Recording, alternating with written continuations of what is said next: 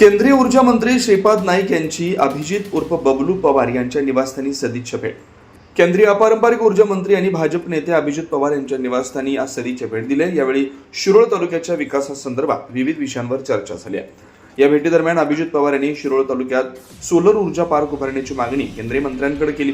तालुक्यातील भौगोलिक परिस्थिती, उपलब्ध जमीन आणि भविष्यातील ऊर्जा गरज लक्षात घेता सोलर पार्क प्रकल्प महत्त्वाचा ठरेल असं त्यांनी नमूद केलं. यावर सकारात्मक प्रतिसाद देत केंद्रीय मंत्री श्रीपाद नाईक यांनी सोलर पार्क उभारणीसाठी केंद्र सरकारकडून सर्वतोपरी सहकार्य करण्याचं आश्वासन दिलं. या प्रकल्पाच्या पाठीशी केंद्र सरकार ठामपणे उभं राहील असं त्यांनी स्पष्ट केलं. तालुक्याच्या विकासासाठी आवश्यक निधी उपलब्ध करून देण्यासाठी आपण सकारात्मक असल्याचं त्यांनी सांगितलं. यावेळी संबंधित अधिकाऱ्यांना केंद्रीय समितीमार्फत लवकरात लवकर सर्वेक्षण करून प्रस्ताव तयार करण्याच्या सूचना देण्यात आल्या. तसेच सोलर ऊर्जा क्षेत्रातील कंपन्यांना गुंतवणुकीसाठी प्रोत्साहन देऊन वीज निर्मिती वाढवण्यासाठी भरीव सहकार्य केले जाईल असं आश्वासन मंत्र्यांनी दिलं. या प्रसंगी विजयकुमार माने, बाळकृष्ण पवार, चंद्रकांत पवार, दत्तात्रय लाडगे पाटील, पवन सुतार, युवराज जगदाळे, उदयसिंह पवार, नंदकुमार पवार, ओंकार पवार, दिवाकर पवार आदी उपस्थित होते.